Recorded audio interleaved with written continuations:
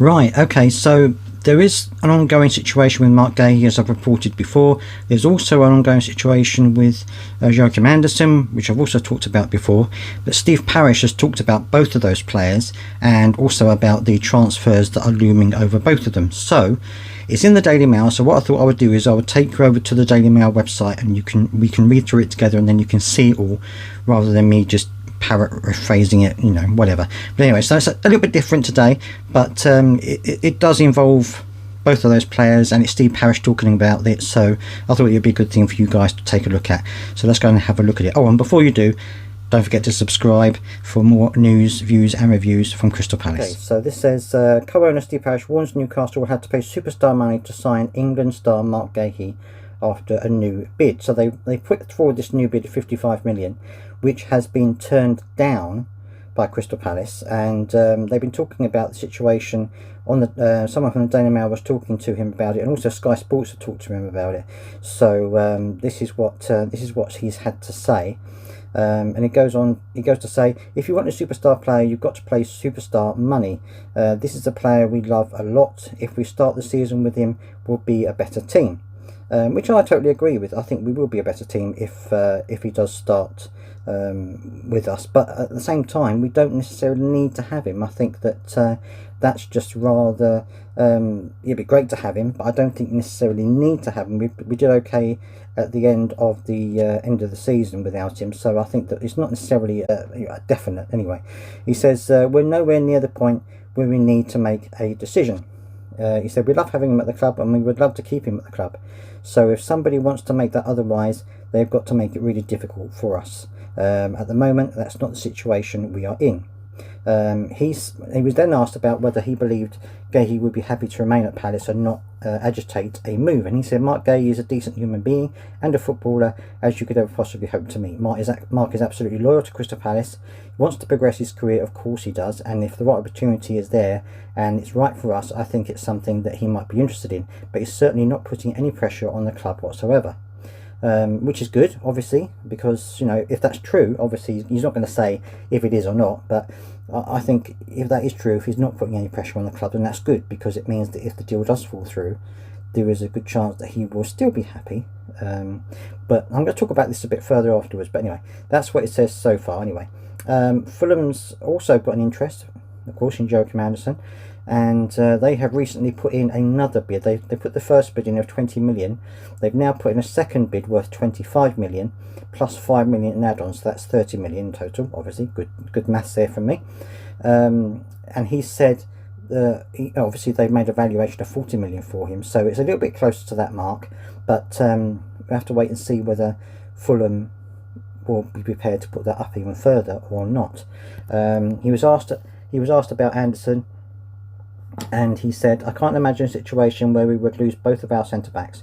We've got to sit and think about the right thing to do. If both of them are still here at the end of the window, I wouldn't be surprised. So I think that he's expecting at least one of them to still be there, and I think that's going to be the case. I think Andersen won't go. I think he will stay at Crystal Palace, and we'll talk about this again in a minute. Guehi, I'm not quite so sure about, but anyway. Also, Sam Johnstone has been stripped of his #1 jersey ahead of the Premier League kick-off. It's been given to Dean Henderson, which of course I think is one of the reasons why Sam Johnstone is looking to move away. I think he knows that he's going to be second fiddle to Dean Henderson, doesn't want that, understandably, so he's going to be going, he's put in a transfer request, so it looks like, if we get the 10 million I think that we're asking for him, then he will leave, which I can understand, because it's a very difficult situation for him, and I've said in comments before now, I think he slightly edges it over Dean Henderson, but obviously I'm not the one picking the team, and Oliver Glasner, I trust his decisions, so we'll have to wait and see what happens with Sam Johnstone. Right, so that was the article. I'd love to hear your thoughts on that, by the way. That would be great to hear your thoughts on his remarks regarding Marc Guehi and Joachim Andersen. Now, in terms of Andersen, I wouldn't imagine why he would want to go to Fulham. No disrespect to Fulham, but last season they were below us only by a couple of points, but they were below us in the table. Season before they were also below us by a couple of points, so we're fairly evenly matched, I think, as teams at the moment. So I don't know why he would want to swap us for Fulham. If it was swapping us for, say, Chelsea or us for Arsenal, I would understand he'd be higher up the table, pushing for honours, things like this. I can't see Fulham being in that position at the moment, so I don't understand. I can't see him actually wanting to go to Fulham anyway. But that's my personal opinion. I'd love to hear your thoughts on that as well. In terms of Marc Guehi, I think it's good that he has come out and said, look, no one's met our valuation yet for him, and until they do, he's happy to stay. Now, obviously, we have to take his word for the fact that Marc Guehi is happy to stay. He's said, and I think other football pundits have also said, that he's not put any pressure on the club. He's not forcing the issue.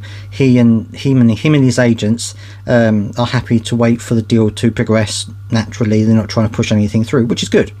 And I think that if we do keep him at the end of the transfer window, if he's still with Crystal Palace, I hope that means he's going to be fully committed to Crystal Palace. However, the big issue for me is going to be this new contract. He's reluctant to sign a new contract at the moment, so I think that is the critical element for me. If he's not going to sign a new contract, if it's evident from what Palace are looking at, if they're asking him to sign a new contract and he's flat released, refusing and saying there's nothing I want, that would be more of a worry for me. That would suggest that actually he doesn't want to stay long term. He doesn't want to stay beyond his contract. So at that point, I would be thinking to myself, well, you best get the best money you can for him, because if we leave it till next season, his money's going to, his valuation is going to drop because he's only going to have a year left. At the moment, he's got 2 years left, which is why we're demanding such high money. So I think that if he says to Crystal Palace, look, I'm not looking to sign a new contract, then I think we need to get rid of him as soon as we can to get the higher offer. If, however, he's open to signing a new contract, if the conditions are right, then I think we need to keep him and maybe lock him into another contract so that we can keep his value up. That's just my opinion. Obviously, I'd love to hear yours as well. It'd be great to hear what you've got to say. Let me know down in the comment section as always, and I will speak to you next time.